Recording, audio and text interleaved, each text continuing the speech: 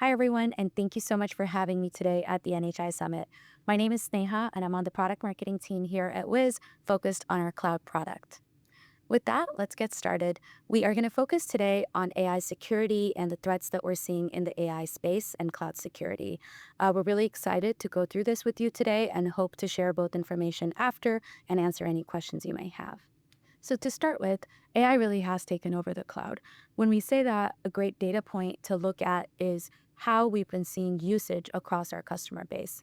We've noticed that over 85% of organizations are using some form of AI already, be it managed or self hosted or otherwise. And this really starts to show us how important this area is.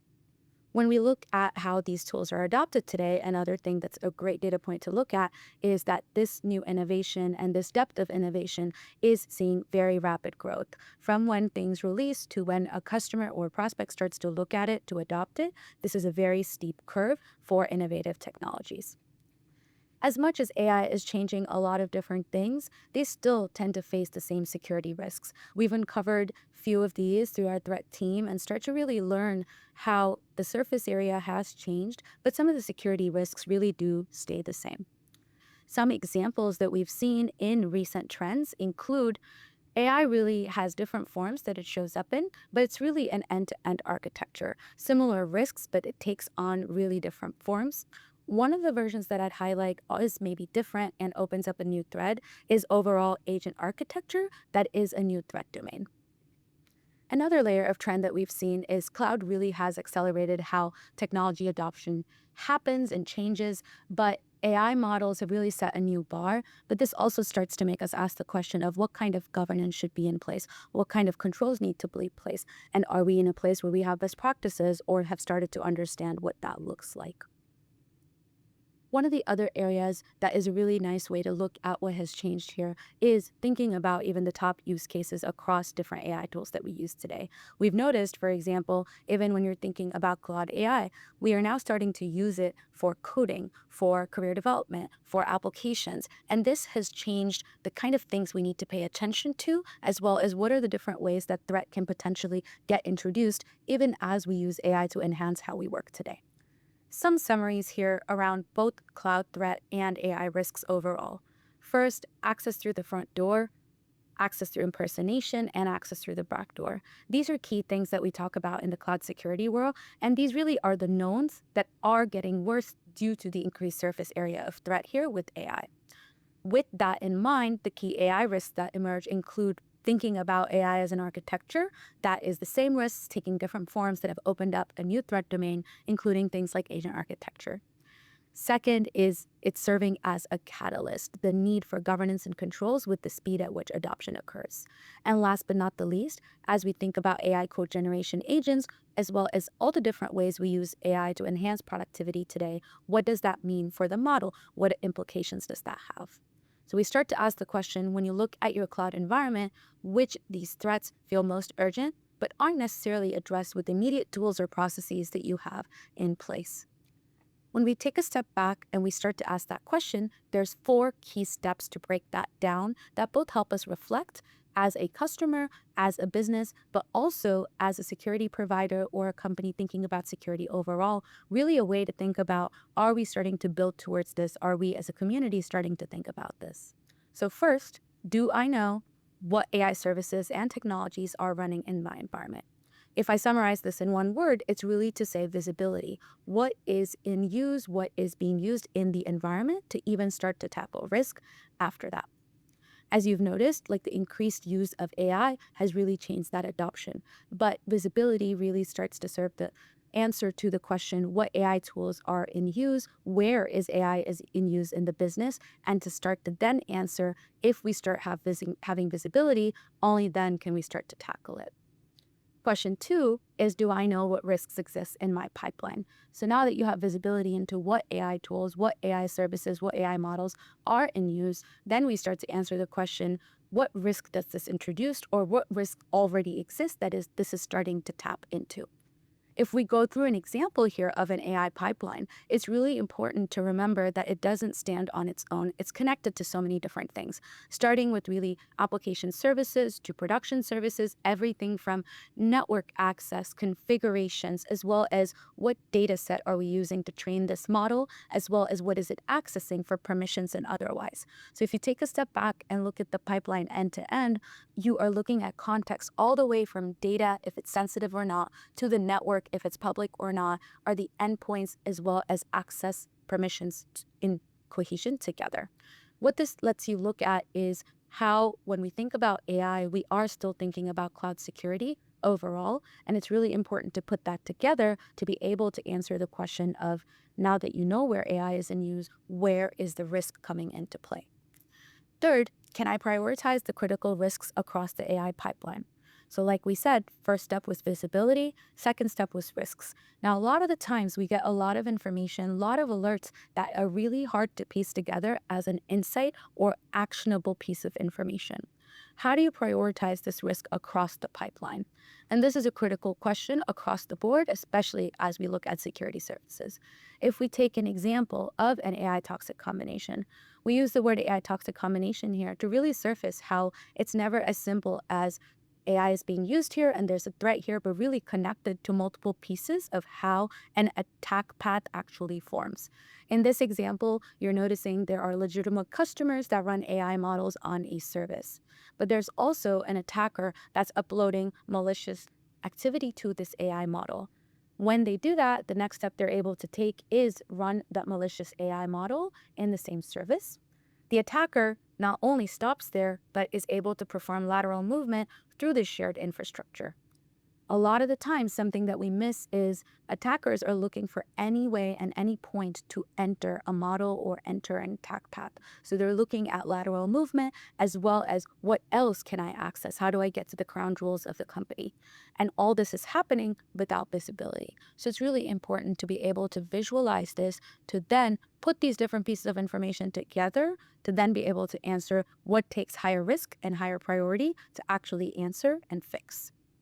Last but not the least, can I detect a misuse in my AI pipelines? This is a much larger conversation, and as we think about where AI is used across our businesses, across our tech stack, how can we detect if it's not used in the way that we intended, or it's used in a way that we can't have visibility into or otherwise? This is really, really important, and the way we want to look at it is thinking about it just like we would threat activity in the cloud world or in detection and response. First thing is we think about real-time threat detection. So being able to say, what is the activity that we need to pay attention to? Are we detecting something that's an anomaly? What is the baseline of behavior? What's an anomaly? And be able to formulate those attack paths to be able to then say, not only are we proactively thinking about and acting on AI security, but we're also thinking about response and how we are equipping SecOps teams and application teams to respond to real-time threat within your AI pipelines. This brings us to really thinking about a secure AI framework. This is an example from Wiz, but really we think about this across the board anytime AI is in use. First, we start with infrastructure, really securing your pipelines, thinking about the research that goes into AI, the data, and using secure AI platforms and services, and having stable guardrails to know where you're compliant and not. Second is the model itself. Something that's always a great discussion with anybody you talk to is AI models really are IP. How these are built, how you use these, the intention behind it, and looking at how it's used securely really inform your IP and what the business does. Being able to think about things like malicious models, model poisoning, and more are critical in this step. Third, data. A lot of the times we forget that AI really, really uses data at its crux. Thinking about data sources, data movement. So where's the data coming from? What are the data pipelines? What data is the model being trained on? And is there integrity and bias that you can look at and understand in that data? Being able to secure that with end-to-end visibility with data security tools is really important. Last but not the least is, of course, how AI is surfaced to most of us, which is the application aspect. And it is a modern application, but in so many different forms. Being able to really even list out what tools are in use and what applications, how are they exposed? Are there vulnerabilities in this? Because just like any other application, it's going to have misconfigurations and vulnerabilities that you need visibility into, as well as access and other security needs. When we look at these four areas, it really starts to piece together thinking about securing AI. Now, when we think about all these different aspects, there's also certain learnings or certain thought areas that come to play. These were the few that have come to mind in my recent conversations. First, context, then the model. What that really means is AI risk starts with we know where it lives, who can access it, how it's used. Without that context, it's really, really hard to have that model level security be sufficient on its own. Overall, context is really, really important to piece together what is happening with AI security. Number two, building trust with transparency and explainability. This is huge in a world where we are using AI in the products we use in our personal life and our work lives and otherwise. Leaders really need to be able to explain and provide visibility into how AI systems work. If we're not able to explain confidently what a specific AI service or tool does, typically there's more to dig into, and it's also something that causes issues with both internal stakeholders and regulators in some cases as well. Last but not the least, action over alert fatigue. I think I started with this in the beginning, but really thinking about is something only adding an alert or a piece of information that doesn't piece together actual insights is a great question to ask ourselves as we think about what is useful versus not. AI is a great tool, but it also must drive prioritized, actionable insights and not just more noise. Once you're able to trust that, then you're able to also convert the amount of alerts you see with that information to make it automated and support faster, smarter decisions. With that, I wanted to introduce a quick example of how we've been looking at AI even at Wiz. The three ways and components we kind of go through. First, the AI interface for Wiz. This is really just looking at how do customers and prospects and anybody want to interact with Wiz overall for cloud security. Can they ask questions like, what is my threat? What threat should I be looking at? How should I respond to it? And making that consumable and not complicated. Number two, AI security by Wiz. This really starts to think about we noticed all these customers using AI and how it's a huge part of cloud security. How do we help our customers with our product offering to secure AI by default? And this includes posture management, AI bomb detections, and more. Last but not the least, of course, just like all of us here, we are introducing AI into our product areas. One example I would give is data classification. We talked about how data is key to AI in general, but being able to use AI to classify data intelligently, be able to say, what does sensitive mean to business A versus business B, and be able to give customers control over that is one of the key pieces of innovation here, and so much more. What we've made sure to do is just like we discussed, be very intentional about AI and the use of AI, but also make sure that we're growing into this area that has changed so much of how we work and do. Just a quick overview of how we do this today across the cloud environment. We first start with agentless scanning of your environment to really ensure what resources you have. We then identify risks, including misconfigurations, vulnerabilities, sensitive data, and more. These then come together into prioritized attack paths, really being able to say, what do you need to act on? What's most important? To then be able to put that together with the ownership on the teams itself. Which team owns this problem? Which team owns responding to this? And how do we automate that in a clean way so that you can remediate as fast as possible, as efficiently as possible? All of these pieces and steps don't just apply to cloud overall, but also to AI. And within this, we're able to start all the way from visibility, being able to have visibility into your AI pipelines, models, technologies, and tool sets, have continuous risk detection, where you can identify AI-specific risks, misconfigurations, as well as your sensitive trading data, and understand what's intentional or not with the risk introduced in the environment overall. Then be able to prioritize that critical risk because of the context, being able to correlate your AI risk with cloud risk, workload, business context, to then say these are the most important things we need to respond to, and be able to surface that in a very clean and easy to use manner. Last but not the least, of course, is the last line of defense, where you want to be able to surface threats real time with any suspicious behavior or misuse of AI models in your environment, really enabling your teams to respond as quickly as possible to real time threats.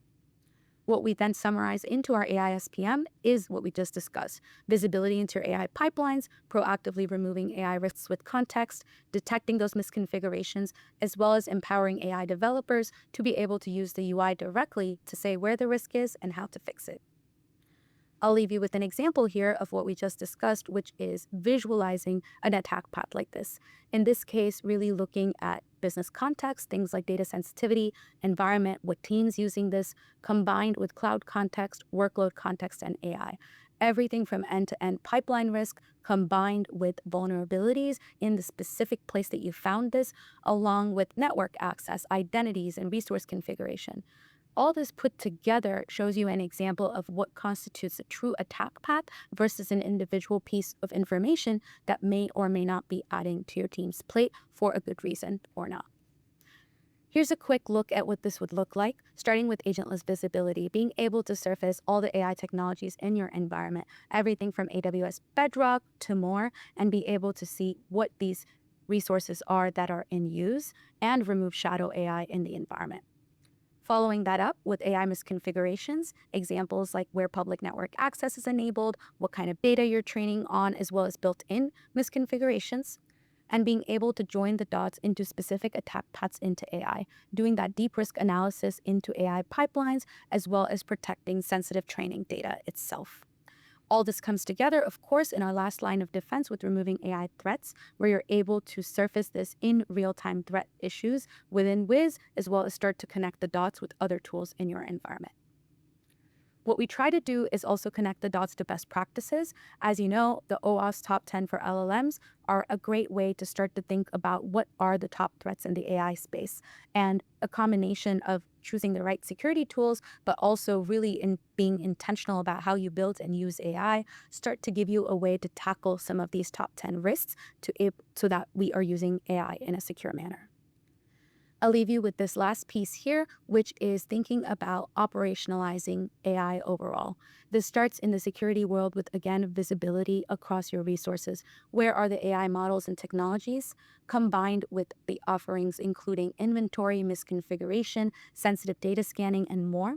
Putting up that against all the context in the security graph, including network exposure, malware, over-analysis of permissions here, lateral movement, combining that with the secure framework that we discussed, the risk assessment that you need, but also how you want to remediate it, and empowering the teams that want to respond to that, including your security teams, data teams, as well as development teams.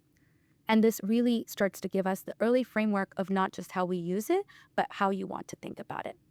When you continue to build with AI, use AI, both from an enterprise perspective or otherwise, there is a vast landscape of things that we're securing. A key thing to remember is that not only has the surface area changed, but there's a lot of core concepts within AI and AI security that really are the same as the rest of cloud security.